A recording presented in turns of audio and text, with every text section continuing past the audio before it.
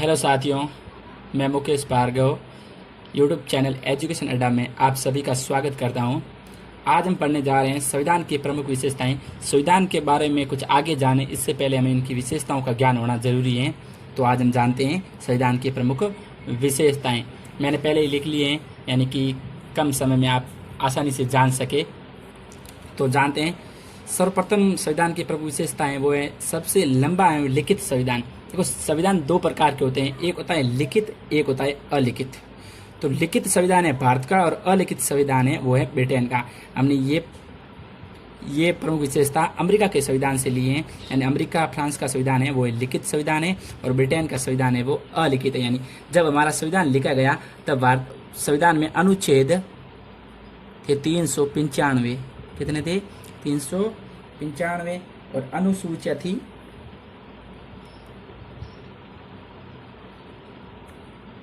8 और भाग थे 22। तो ये हमारा संविधान जो नियम कायदे हैं वो सब लिखित है। क्या है? लिखित है। परंतु वर्तमान में इनकी संख्या अलग है। इनकी संख्या हो गई अनुच्छेद 250, अनुसूचिया हो गई है 12 और भाग हो गए हैं 25। यानी कि हमारा संविधान है, जो प्रावधान है संविधान के अंतर्गत कानून है वो सारे लिखित हैं। परंतु ब्रिटेन के वो अधिकांश लिखित नहीं है, क्योंकि वो परंपराओं के आधार पर बनाए गए हैं, इसलिए वो अलिखित संविधान है। यानी कि हमारा संविधान लिखित संविधान विश्व का सबसे बड़ा संविधान है।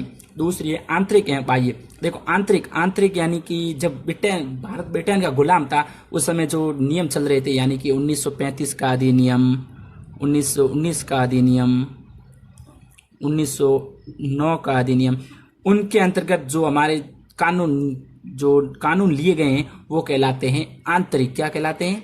आंतरिक। यानी कि इनमें से जो छांट कर नियम लिए गए हैं वो कहलाते हैं आंतरिक। बाह्य यानी कि अन्य विदेशों से लिए गए। कहाँ से लिए गए? विदेशों से हमने अच्छी अच्छी बातें संविधान के अंतर्गत ली, वो कहलाती हैं बाह्य। तीसरा है नम्यता एवं अनियमितता का मिश्रण। नम्यता और अनियमितता।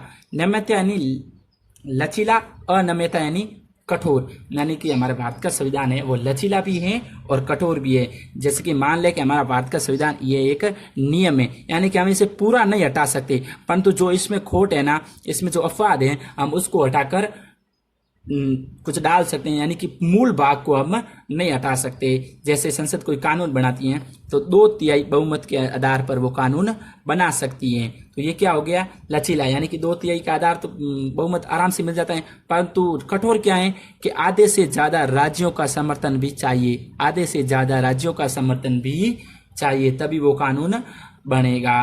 तो ये हो गई तीसरी, नम्यता और अनियमितता का मिश्रण। चौथी है प्रमुख विशेषता एकल नागरिकताएं। यानी अमेरिका में आपने सुना ही होगा दोहरी नागरिकताएं। कैसी नागरिकताएं? दोहरी नागरिकता। और हमने जो ये लिया है ब्रिटेन से। कहाँ से लिया है?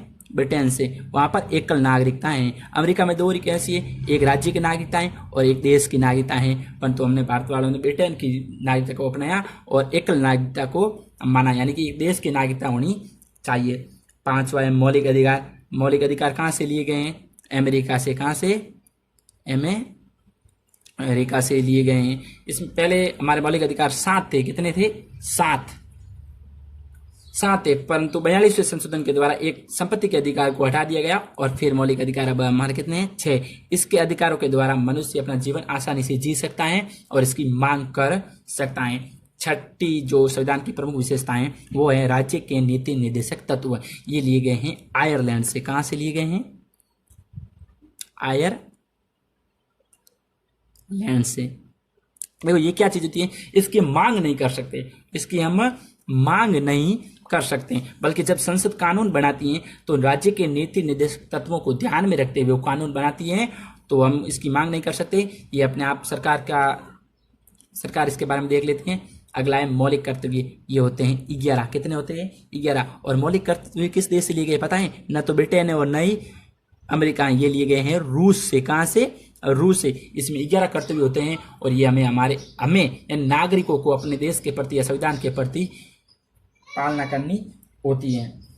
अगला आता है सार्वभौमिक व अधिकार, यानी कि सरकार चुनने का अधिकार प्रत्येक इंसान को होता है। देश की जनता होती है प्रत्येक, जैसे नर पुरुष कोई भी हो, नर मादा, काला गोरा, कैसा भी हो, तो उसको अधिकार होता है। पहले इसकी 21 वर्ष आयु थी, कितनी थी? 21 वर्ष आयु, परंतु 61वां संविधान संशोधन हुआ। कौन सा? 61वां संविधान संशोधन हुआ तो उसमें 18 वर्ष आयु कर दी गई। कितनी कर दी गई? 18 वर्ष आयु कर दी गई वोट देने की, मतदान करने की। फिर है स्वतंत्र एवं निष्पक्ष न्यायपालिका। हमारे देश की जो न्यायपालिका है वो संसद है या विधायिका है, किसी के प्रति जवाबदारी नहीं है, एकदम निष्पक्ष है। क्या है? स्वतंत्र है। जैसे कि जिला, सबसे पहले जिले की, फिर राज्य की, फिर देश की। इस तो ये जो है निष्पक्ष है, यानी कि प्रधानमंत्री, राष्ट्रपति के प्रति जवाबदेही नहीं है। संसदीय शासन प्रणाली। भारत की जो प्रणाली है वो है, शासन प्रणाली है वो है संसदीय शासन प्रणाली। कैसी है? संसदीय, यानी संसद में क्या होता है? लोकसभा, राज्यसभा और राष्ट्रपति, ये तीनों चीज होती हैं। ये तीनों चीज क्या करते हैं? ये करते हैं देश के शासन को चलाते हैं और कानून बनाते हैं। ये होती है संसदीय शासन प्रणाली। 11वें त्रिस्तरीय शासन, यानी विश्व का एकमात्र देश है भारत। कौन सा है? भारत, जहां पर त्रिस्तरीय शासन प्रणाली है। सभी जगह होती है केंद्र और राज्य की। कैसी? केंद्र और राज्य की। परंतु भारत के में एक और डाल दिए गए हैं, वो है स्थानीय। क्या है? स्थानीय। 73वें और 74वें संविधान संशोधन। कौन सा? 73वें और 74वें संशोधन के तहत इसको संवैधानिक दर्जा प्रदान किया गया। तो विश्व का एकमात्र देश है जहां पर त्रिस्तरीय शासन प्रणाली है। 12वीं है पंथ निरपेक्ष राज्य। पंथ निरपेक्ष राज्य का अर्थ होता है कि राज्य का कोई धर्म नहीं होगा। राज्य का कोई धर्म नहीं, बल्कि धर्म किसका होगा? व्यक्ति का होगा। किसका होगा? व्यक्ति खुद अपनी इच्छा अनुसार कोई धर्म चुन सकता है। राज्य का कोई धर्म नहीं है। तो ये होती है पंथ निरपेक्ष राज्य। ये शब्द है ना, पंथ निरपेक्ष, ये अपने संविधान का सबसे नवीनतम शब्द है। क्या है? सबसे नवीन शब्द। नवीन शब्द अगर आता है, सबसे नवीनतम शब्द कौन सा जोड़ा गया तो वह है पंथ निरपेक्ष। अगर पंथ निरपेक्ष ऑप्शन में न आए, धर्म निरपेक्ष आ जाए तो धर्म निरपेक्ष राइट होगा। तो ये है हमारे संविधान की प्रमुख विशेषताएं। आशा करता हूं कि वीडियो आपको पसंद आया होगा, तो लाइक, शेयर और सब्सक्राइब जरूर करें। Thank you.